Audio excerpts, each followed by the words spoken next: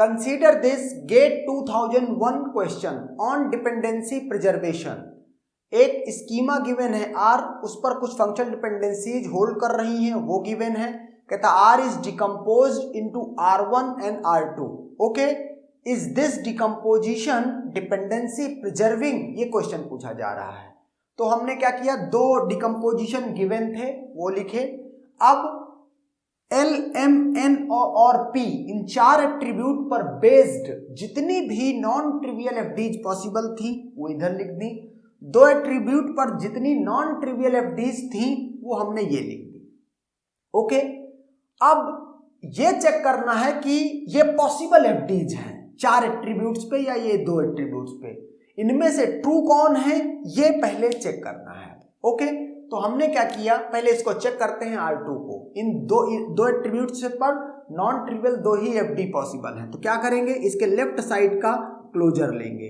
Okay, left side का closure लेंगे, अगर उसमें O आ गया इसका और क्लोजर किन एफडीज का हेल्प से लेंगे, इनका। अगर O आ गया इसका मतलब ये एफडी इसमें होल्ड कर रही है। तो यहां से M डिटरमाइंस O, आगे कंप्यूट भी करने की नीड नहीं है, चूंकि इसके क्लोजर में O आ गया है, इसका मतलब ये एफडी होल्ड कर रही है। Now check for O to M, O का क्लोजर लेंगे और इसका यूज करके इसमें सिर्फ O आएगा क्लोजर में, इसका इन एफडीज का यूज कर रहे हैं क्लोजर निकालने में। चूंकि यहाँ M नहीं आया इसमें, इसलिए ये एफडी होल्ड नहीं करेगी। ओके, अब यही काम हमें इन सारी एफडीज को चेक करने के लिए करना है।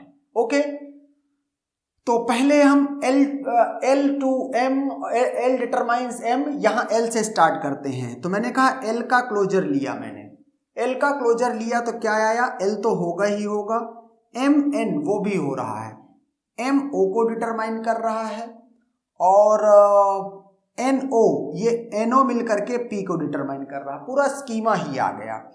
तो L डिटरमाइंस M, M यहाँ प्रेजेंट है, यस ये होल्ड कर रही है, N प्रेजेंट है, ये भी होल्ड कर रही है, P प्रेजेंट है, ये भी होल्ड कर रही है। ओके, अब यहां ध्यान से देखना, इसमें जो पॉसिबल नॉन ट्रिवियल एफडी थी उसमें से L डिटरमाइंस MN या L डिटरमाइंस MNP ये मैंने नहीं लिखा है। क्यों नहीं लिखा है, क्योंकि अगर ये ट्रू हो गई तो फिर L डिटरमाइंस MN इसका यूनियन कर देंगे तो बन जाएगा। ओके, उससे मीन्स कोई एफडी ऐसा नहीं होगा कि इसमें पॉसिबल हो और मेंशन न की गई हो, तो ये वो कंस्ट्रेंट फुलफिल कर लेगी। ओके, अब M का क्लोजर निकालेंगे। M का क्लोजर निकाला, M का क्लोजर में MO, इसके अलावा कुछ और पॉसिबल है, कुछ भी पॉसिबल नहीं है।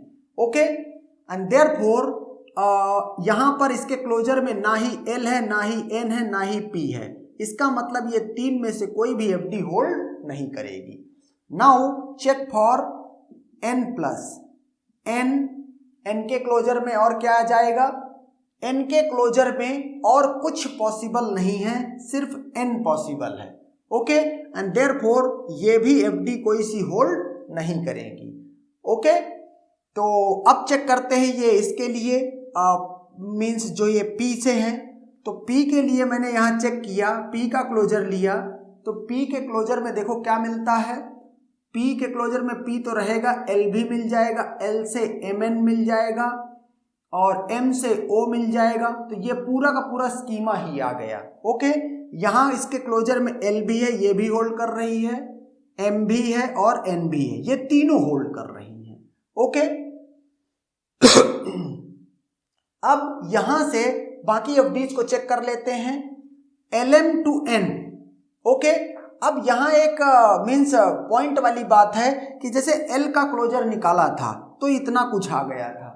ओके, अगर L के ही क्लोजर में N और P हैं तो फिर M आप और मीन्स दो एट्रीब्यूट मिलकर डिटरमाइन करेंगे तो भी डिटरमाइन कर ही लेंगे, इसका मतलब ये भी होल्ड कर रही है दोनों। LN, अब यहां से LN, L का ही क्लोजर में M और P हैं, आपने इसके साथ N और एसोसिएट कर दिया, ये भी दोनों होल्ड कर रही हैं।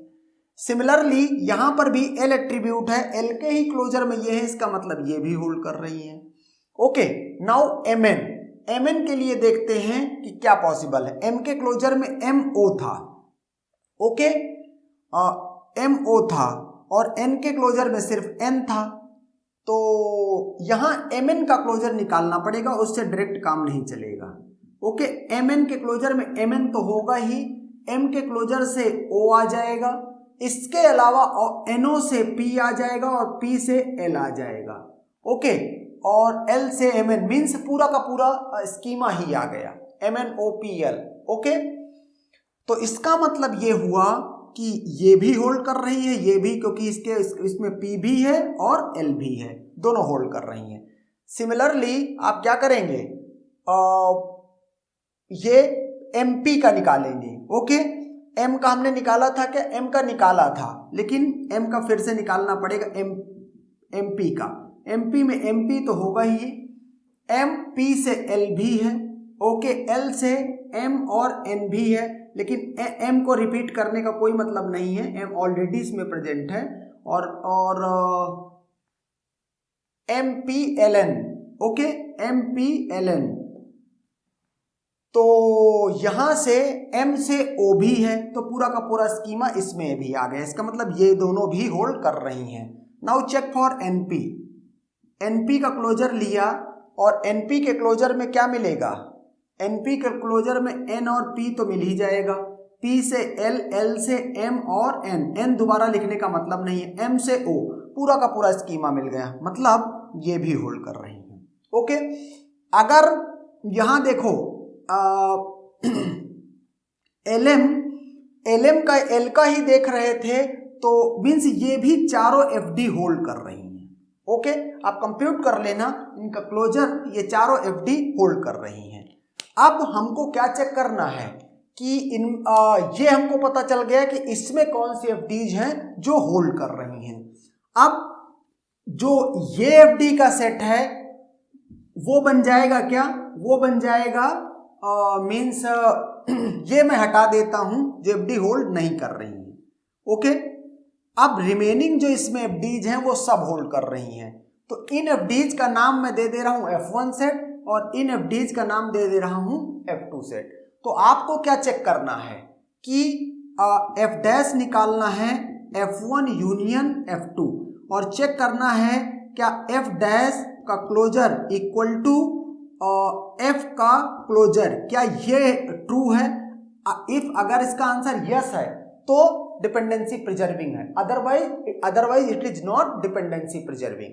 तो मैं अब की बार क्या करने वाला हूं, पहले ये चेक करने वाला हूं कि क्या ये सारी FD इसमें कवर हो रही हैं, पहले ये चेक करूंगा। तो मैंने क्या किया, M का क्लोजर लूंगा, लेकिन क्लोजर किसके, मुझे ये चेक करना है कि क्या ये FD इसमें बिलोंग करती है। ओके, इसके यूनियन में, तो M का क्लोजर लेंगे और इसकी हेल्प से लेंगे। अगर इसके क्लोजर में O आ गया, इसका मतलब M डिटरमाइंस O इसमें बिलोंग करती है। ओके, तो ये M मैंने ये ले लिया, M से कहीं पर O है, M से O डायरेक्ट दिख रहा है, ये यहां पर है, एंड देयरफॉर ये FD तो बिलोंग करती है।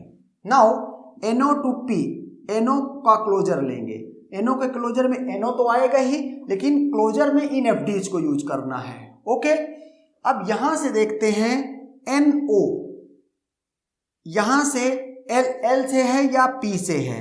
ओके, NO से कोई भी और कुछ नहीं है। ओके, एंड देयरफॉर NO का क्लोजर क्या होगा, सिर्फ NO होगा, जबकि मुझे चाहिए क्या था, मैंने पूछा था क्या ये FD इसमें बिलोंग करती है। अगर NO के क्लोजर में यहां P आ जाता, इसका मतलब ये सेकंड FD इसमें बिलोंग करती है, लेकिन ये चूंकि नहीं आया तो हम क्या कहेंगे कि ये FD इसमें कवर नहीं हो रही है। अब आगे कुछ भी चेक करने की नीड नहीं है। ओके, आप इतने पे ही एक FD अगर उसकी नहीं इसमें इंक्लूड हो रही है, ओके, आगे चेक करने से कोई वो नहीं है। The answer is clearly, is this decompose, no, the decomposition is not dependency preserving. Okay, and